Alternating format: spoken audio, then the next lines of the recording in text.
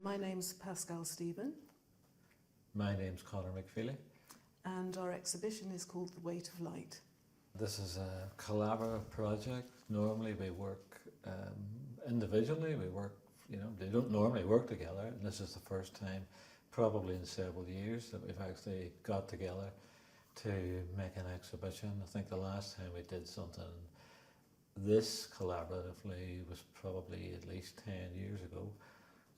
And oddly enough, there were overlapping themes in that project. That was a Walls project in Derry, and some of the content in that project kind of is connected to what we've done here.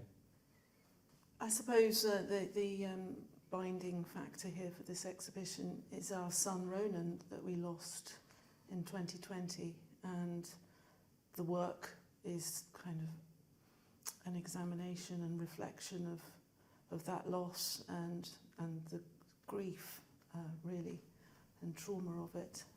The first work of mine that you'll encounter in the exhibition is Coda, which is a continuation of a piece I started last year during a residency, and it's grown from that.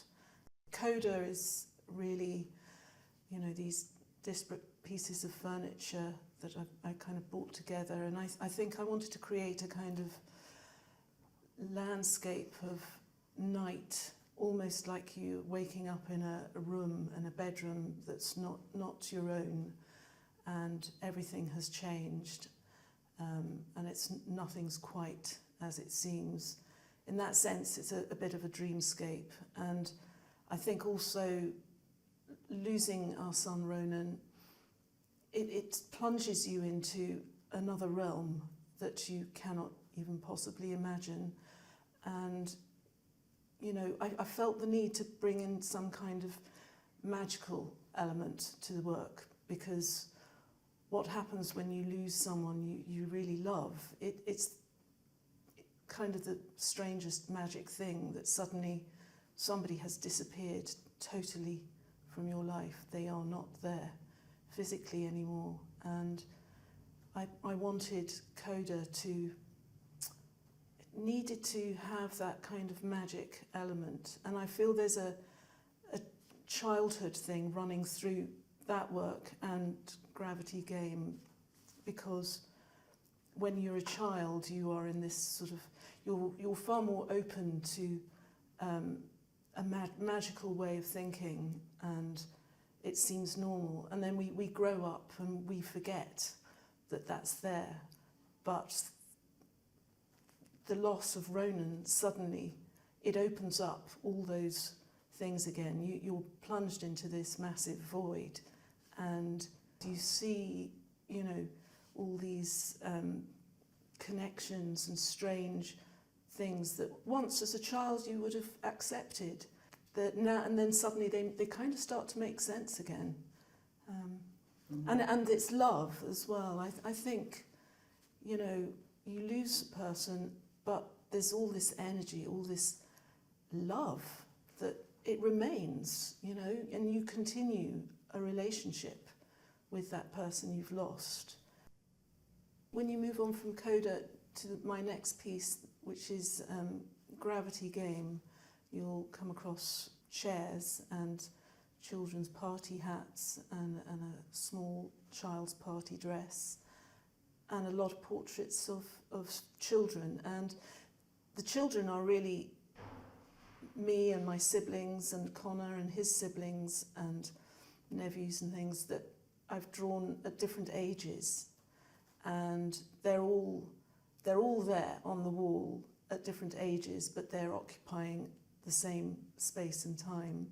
When I was doing the residency, during which I created Coda, it was in a schoolhouse next to St Augustine's Church, and there were a lot of chapel chairs there, and I felt there was a connection with the portraits of the children and the chairs, and it did seem like a kind of a form of musical chairs. And then there's also, I know it's a cliche, but the empty chair is very real when you've lost someone. It's really quite profound how much you feel it. And then, the children are expressions of love and being in a place when our lives were sort of uncomplicated. The first work that you'll encounter of mine is a video sound piece in the Sunken Gallery called Memorial Device. I tend to work with words in my head quite often, usually as starting points. And the title of that to me is very, very significant. It's like a shortened version of a book title called This Is Memorial Device by a guy called David Keenan. And he's a musician and a music critic. And the book is actually about the post-punk music scene in Airdrie in Scotland in the 1980s. And it's significant for me because after we lost Ronan, I began to, in the very recent months leading up to that, during lockdown, I was buying him books, and that was one of the last books I bought him. He wanted this book, so I was posting him things via Amazon to England, and we kind of talked about that book quite a bit. But prior to that, he had also made a piece of music that I've used in the middle section of the video, which is called the Epitaph for Robert Emmet. So there are connections to his life and things, and he was obviously looking back historically at, I think he was developing a sense of his own Irishness and taking an interest in Irish history. So he made a piece about Robert Emmet, who in the dock, whenever he was sentenced to death, had made a speech saying, let no man write my epitaph until Ireland is free. And later on, decades later, Shelley actually wrote Emmet's epitaph, and that's voiced in the video by Ronan. And initially it started out as me really trying to make a music video in a weird way, and there's a lot of connections to music running through the show. And quite a few in that particular piece. So it started with that idea, but again, I kind of confronted with an ongoing issue for me. Is how do you represent the immaterial through material? It's quite a tricky thing, and that ties into some of the work upstairs as well, where there's sort of reference to Malavici and suprematist painting, which has always been an interest. So there's a kind of tie-in, and quite often it might be a bit of maybe a complication in my work. I don't separate pieces out. I see them all holistically. So I'd see the video as being integral to everything that's going on upstairs, and I tend to approach a body of work a bit like a Venn diagram. So I take something from here, something from there, and overlap them and see how they connect in the middle. And it simply becomes a laboratory experiment, which kind of, in some ways, connects to the Azimuth Point Zero work upstairs. So another little kind of musical reference built into that, for those who might be aware of it, is an American electronic musician, a guy called One Tricks Point Never. So I've taken a couple of titles and bent them a little bit, and I became aware of this idea of the azimuth through trying to align a stylus on the end of a tone arm on a record player. So a thing called the azimuth point was the optimum point to align a stylus on a record player. And from there, I kind of then began to do a bit of research into azimuths and so on, and realised there's a lot more to this than that. My own response to losing Ronan was very much, I know at the time I was driven to kind of explore quantum physics. I don't understand quantum physics. I think, as somebody famously said, anybody who thinks they understand quantum physics doesn't understand quantum physics. And I realised it almost felt like I was reading a book on religion. It felt like this is spiritualism in the 21st century. When I developed Coda, I used a piece of Ronan's sound work by him, and it's got sort of beautiful kind of resonance with the cello, and you know, I felt like this was something I was working on with Ronan. You know, it was a way to continue our relationship, and you know, I would ask him every kind of, you know, what do you think, Ronan?